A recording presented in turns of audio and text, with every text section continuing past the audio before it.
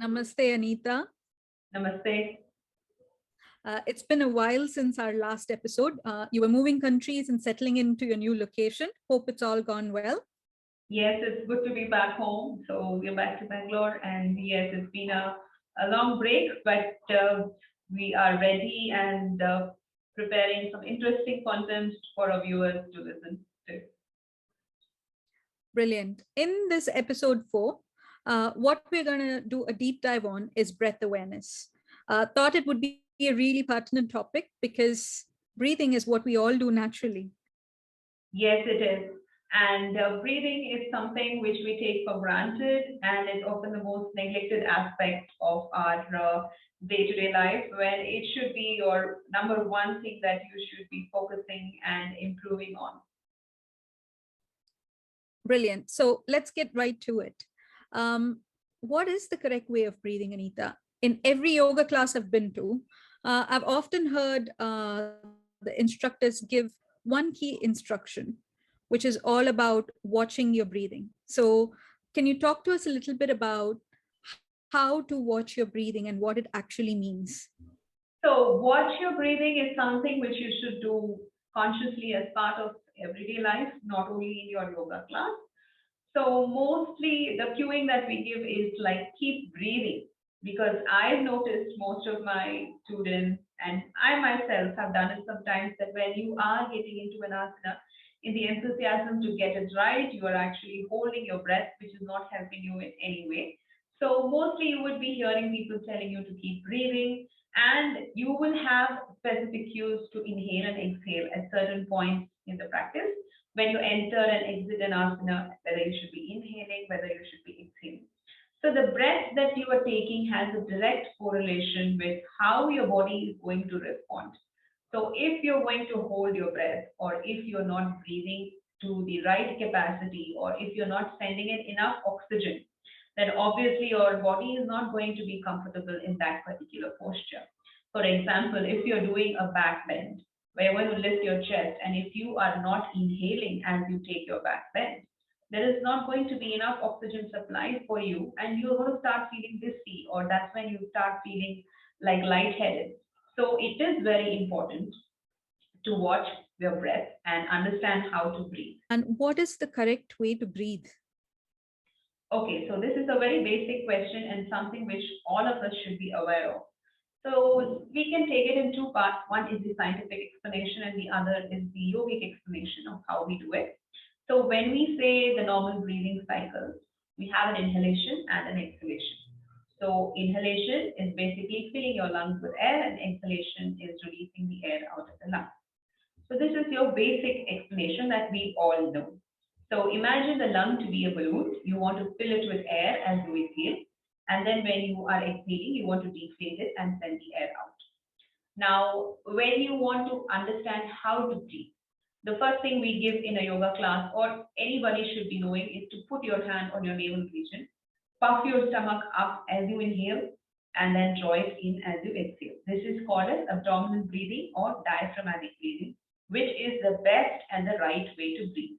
But unfortunately, if you sit for 2 minutes and watch how you breathe without doing any conscious effort, you will notice most of us are doing chest breathing, which is basically lifting your sternum up and then dropping it down with each inhale and exhale. Now, that is not an effective way to breathe. And many times it turns into apical breathing or clavicular breathing, wherein the collarbones are moving away and towards each other with inhale and exhale, which is a very shallow way of breathing. It's not going to help you increase your lung capacity, or it's not going to supply enough oxygen. So the best way to breathe basically is doing diaphragmatic or abdominal wall breathing, which you have to practice consciously. Now, when we come to the yogic way of breathing, so yogic breathing includes all three sections, that is your thoracic as well as your abdomen. So you will start with the diaphragm. You're going to inhale as you puff the diaphragm up, and then puff your stomach up, and then you're going to lift your chest up, and then you move the collarbones away from each other. And then you reverse it by drawing your stomach in, dropping your chest down, and moving the collarbones towards each other. So that is one yogic breath cycle. So when you are doing yogic breathing, that is ideally recommended when you're doing your asana practice, when you're in meditation, when you're doing your pranayama. The yogic breathing is the recommended way of breathing. If you cannot do yogic breathing, at least practice abdominal breathing to actually get the correct benefit of the asana and also in your day-to-day life. Okay, now I have two immediate questions now that we've gone through what yogic breathing is, and the best way to breathe normally is abdominal breathing. What are some of the tips and techniques to course correct your chest-based breathing into abdominal breathing? And the second is, how long should the duration of inhale and exhale be? Okay. So you might have heard this cueing in most of the classes where we try to say that, keep the duration of your inhale and exhale at least equal. So if you are breathing for 5 counts, inhaling for 5 counts, exhale for 5 counts as well. So you need to give that time for your lungs to inflate and deflate. The aerobic way of breathing is like giving 1:2. So you want to lengthen the duration of your exhale. The more you lengthen the duration of the exhale, the more toxins you're sending out from your system. So that is the importance of keeping the duration at least equal and then slowly bringing it to twice the amount of your inhale. Now, when we talk about how to consciously bring the habit of abdominal breathing, so there are three ways by which you can do it. So when you are sitting in an upright position in Sukhasana or any comfortable seated position, put your hands in your navel region, puff your stomach up with an inhale, and then draw it in and completely contract with an exhale. Consciously practice this maybe for 2 minutes, 5 minutes. And then another way to do it is while you're lying down in Shavasana. When you lie down, put your hand again just till you get that actual feel of, moving the abdominal wall. So once you understand how to do it, then you can take your hand and do it normally. But the best way to learn abdominal breathing is in the prone position or lying down on your stomach in Makarasana. So Makarasana is the best way to learn abdominal breathing. So how you do Makarasana is by lying down on your stomach and you join your toes and your heels are apart. You place your palm one on top of each other, rest your forehead on the palm. You can turn to any side and do conscious abdominal breathing. Now, since the stomach is already resting on the mat, you will be more aware of the breath. So practice Makarasana at least for 5 to 10 minutes every single day. And then depending upon how far you have gone with your chest breathing, it might take you 2 months, 3 months, it might take you a year or so. So it all depends on each person's practice. Yeah. Great. So essentially, get back to the ways of breathing you were having as a child, because Yes. children often puff their stomach up and down. And probably if we unlearn our ways that we've cultivated as a consequence of our lifestyle, we should be back to breathing normally abdominally.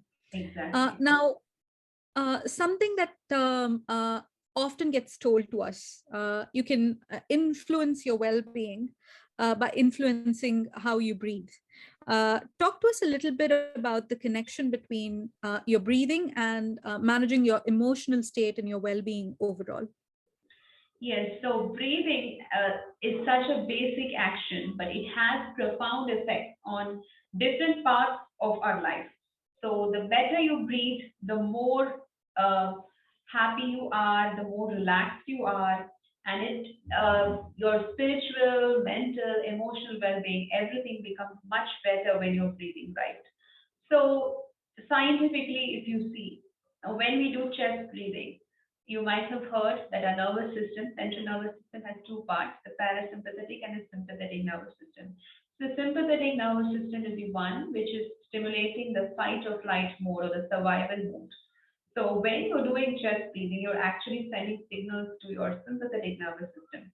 So obviously, you are not going to be in a very calm state. You're always going to be prepared or in a state of constant dealing with threat. So that's what you are preparing your mind and nervous system for. But on the contrary, when you consciously start to do abdominal breathing and reduce your respiratory rate, you are going to activate your parasympathetic nervous system, which is associated with your relaxation, healing, and reducing stress. So you can see that there is a direct connection about what signals you are sending to your brain.